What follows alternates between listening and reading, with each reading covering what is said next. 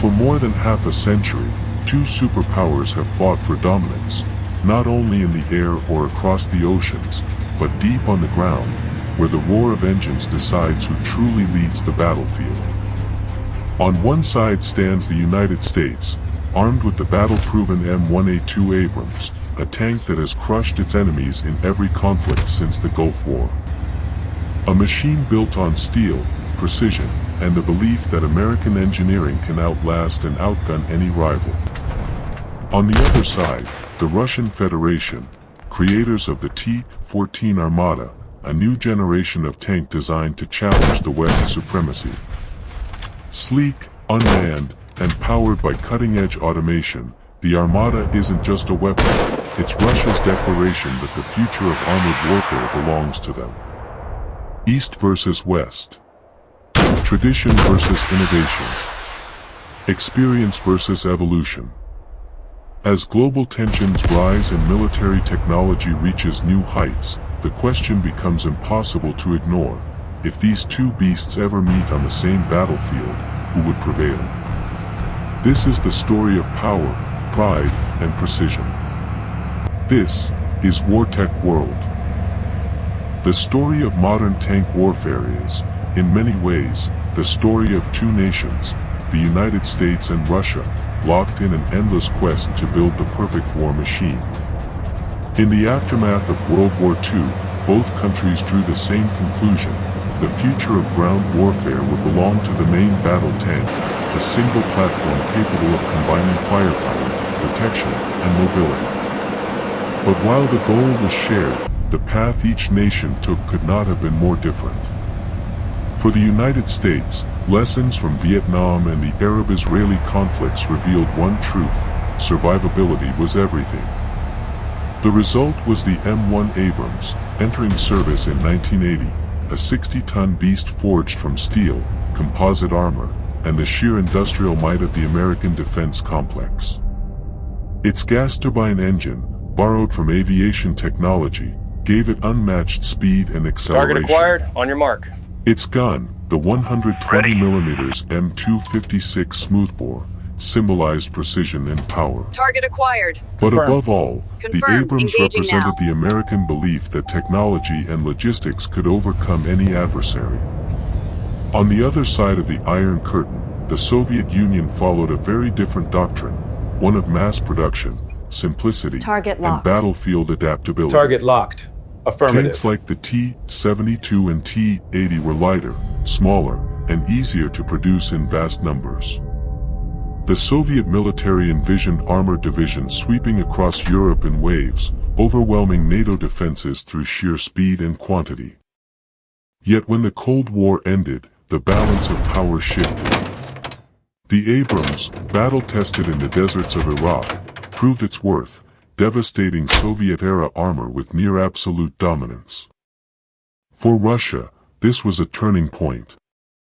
The world had changed, and so had the nature of war. In 2015, Russia unveiled a bold response, the T-14 Armata. It was not just another upgrade, but a complete redefinition of the tank concept itself. The Armata introduced an unmanned turret, a digitally controlled fire system, and an armored capsule protecting the crew, a design decades ahead in automation and survivability. It was Russia's declaration to the world: the age of man, traditional tanks, was ending. The Abrams and the Armata, two machines born from different philosophies, shaped by different wars, built for different worlds, now stand as symbols of their nation's military souls. One forged in the crucible of combat, refined through decades of evolution, the other, born from ambition and technological daring, still seeking its baptism by fire. They are not merely weapons. They are the culmination of ideology, doctrine, and industrial genius. Two tanks, two legacies, destined to meet, not just on the battlefield, but in history itself. When it comes to tank design, philosophy defines survival. Every bolt, every inch of armor, every line in a blueprint reflects not just engineering, but a nation's vision of war itself. The M1A2 Abrams embodies the American way of war: survive first, strike second, and never compromise on protection. Built around the legendary Chobham composite armor, the Abrams combines layers of ceramics, steel, and Kevlar-like materials to defeat both kinetic penetrators and chemical energy warheads. Later versions, especially the M1A2 SEPV3, introduced depleted uranium inserts, a material so dense that it renders conventional anti-tank rounds almost useless. This armor is not just a shell, it's a statement. A testament to the belief that no crew should fall before the machine does. Within this steel fortress, the crew of 4, commander, gunner, loader, and driver, operate in a carefully arranged layout This designed assembly for line is maximum operating at efficiency peak and efficiency. survivability. I agree. The robotics Each have man's significantly position, improved our each output. system's placement, This is has where been we're seeing some refined through promising decades of results. real combat Indeed, experience. the tensile strength is But higher across than the expected. battlefield, the Russians dared to rewrite the rulebook. The T-14 Armata was conceived not as an evolution, but a revolution. It represents a clean break from the Soviet tradition of minimalism, a leap into the future of automated warfare. At the heart of the Armata lies its most radical innovation, the unmanned turret. The main gun, the sensors, and the ammunition all sit above the hull, separated from the crew compartment. The three-man crew, commander, gunner, and driver, are housed deep within a heavily armored capsule, isolated from potential explosions or turret penetrations. In essence, the Armata treats its human operators as mission controllers, not mere occupants of a fighting machine. The tank's Malachite reactive armor adds yet another layer of protection. Designed to counter both kinetic rounds and tandem charge anti-tank missiles, it uses dynamic explosive blocks that disrupt incoming projectiles before they can breach the hull.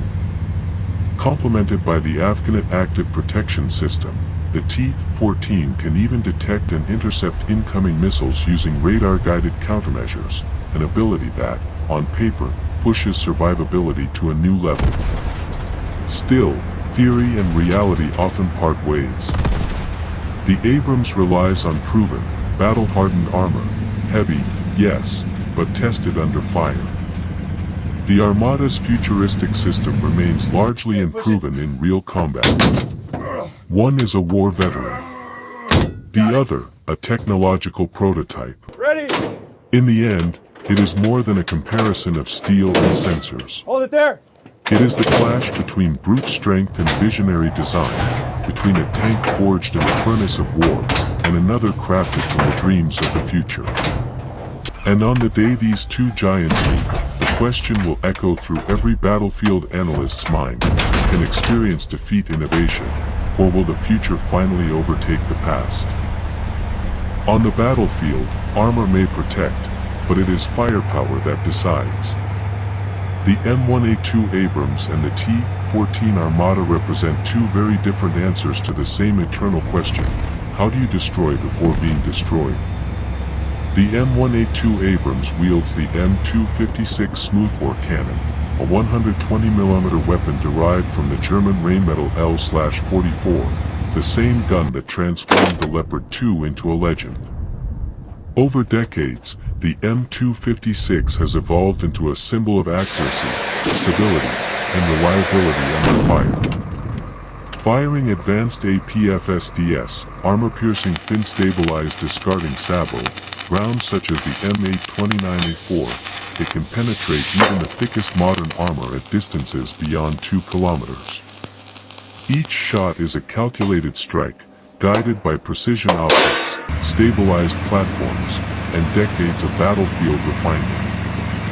The Abrams Fire Control System, a masterpiece of American engineering, integrates thermal imaging, digital targeting computers, and laser rangefinders that calculate variables like wind speed, barrel wear, and target motion in real time.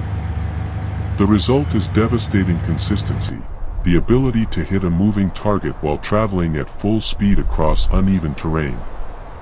To the U.S. Army, the Abrams gun is not just a weapon, it is a precision instrument. On the other side stands the T-14 Armata, armed with the 2A82-1M 125mm smoothbore cannon, a gun that redefines Russia's approach to armored warfare. Longer and more powerful than its predecessors on the T-90 or T-80 series, the 2A82-1M delivers up to 20% greater muzzle energy than the Abrams M256. It fires high-velocity kinetic rounds, explosive shells, and even laser-guided missiles like the 9M119M Reflex, capable of striking targets over 5 kilometers away. This hybrid capability, to engage tanks, helicopters, and fortified positions, transforms the Armata into more than a tank. It becomes a mobile anti-armor platform. Its autoloader system ensures a consistent rate of fire without exposing crew members to ammunition hazards, a stark contrast to the Abrams' manually loaded rounds, which rely on the human element for speed and precision. Yet within these differences lies the essence of two nations' philosophies. The Abrams trusts its human crew, the judgment of trained soldiers supported by advanced optics and experience. The Armata, by contrast, trusts automation, sensors, and algorithms to achieve the perfect shot. In pure kinetic power, the Armata's cannon may have the edge. In combat reliability and proven lethality, the Abrams stands unrivaled. One represents the refined art of precision warfare, the other, the ambition of technological evolution. Okay, When let's these initiate guns speak, sequence 3. the earth itself trembles, and in that thunderous exchange lies the fate of modern armored warfare. Because on the battlefield of the future, it will not be armor or engines that decide victory, but the guns that fire first, strike truest, and never miss. On the battlefield, mobility is survival. It is the heartbeat of a tank, the difference between striking first and being struck. No matter how thick the armor or how deadly the cannon, a tank that cannot move is already dead. The M1A2 Abrams was designed with one singular truth in mind: speed is protection. Beneath its 70-ton frame roars the Honeywell AGT 1500 gas turbine engine, a marvel of engineering adapted from jet aircraft technology. Producing over 1,500 horsepower, it propels the Abrams across deserts and plains with the grace of a machine far lighter than its massive weight suggests. The sound of that turbine is unmistakable, a deep, high-pitched roar more like a fighter jet than a tank. It gives the Abrams a top speed of 67 kilometers per hour on roads, an incredible acceleration for its class. In open terrain, it can pivot, reverse, and reposition faster than almost any heavy armor ever built. But power always comes at a price. The Abrams consumes fuel with unrelenting hunger, roughly 4.5 liters for every kilometer. In long campaigns, this means an enormous logistical tail, fleets of fuel trucks and complex supply lines following every movement.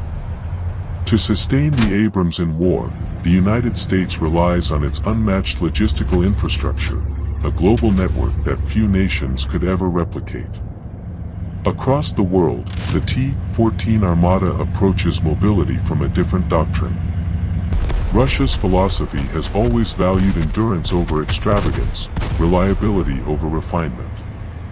The Armata's 1,500 horsepower, a -85-3A diesel engine may match the Abrams in output, but not in appetite. It's lighter, easier to maintain, and designed to operate in the harshest conditions on Earth, from frozen tundra to muddy plains. The Armata trades raw acceleration for operational longevity. Its diesel engine offers superior range, up to 500 kilometers on a single fuel load, compared to roughly 425 for the Abrams. More importantly, it can use lower-grade fuels, a critical advantage in extended conflicts or remote theaters where high-octane supplies are scarce. This difference defines two empires' approach to war. The Abrams thrives on logistical supremacy, an army that moves with an entire industrial ecosystem behind it. Move to objective The Delta. Armata thrives Hold on position and strategic await further economy, instructions. a design meant to survive scarcity, cold, and chaos. Copy that. Maintain In a current duel, position. the We are moving Abrams in would to provide sprint support. across the battlefield like a heavyweight boxer, driven by sheer force and momentum. The Armata would pace itself like a marathon fighter, conserving energy, striking when the time is right. One engine represents the might of global power projection. The other, the resilience of a nation hardened by history. And as their tracks carve across the earth, one in sand, one in snow, they echo a timeless truth of armored warfare: the tank that moves best, survives longest. The modern battlefield has changed forever. It is no longer a contest of steel against steel, but data against data, a silent war fought through sensors, satellites, and split-second information. In this new age of digital warfare, the M1A2 Abrams Armata and the 5 is moving into T-14 Sector Armata 4. are not just tanks, they are networked combat systems, the beating hearts of an information-driven army. The M1A2 SEP-V3 Abrams represents the culmination of decades of technological evolution. Beyond its armor and firepower lies an invisible nervous system, a digital backbone that connects the tank to the broader battlefield. Using the Blue Force Tracker, GPS-based navigation, and encrypted communications, Abrams crews can see friendly and enemy positions in real time, share targeting data, and coordinate artillery or air support with a single command.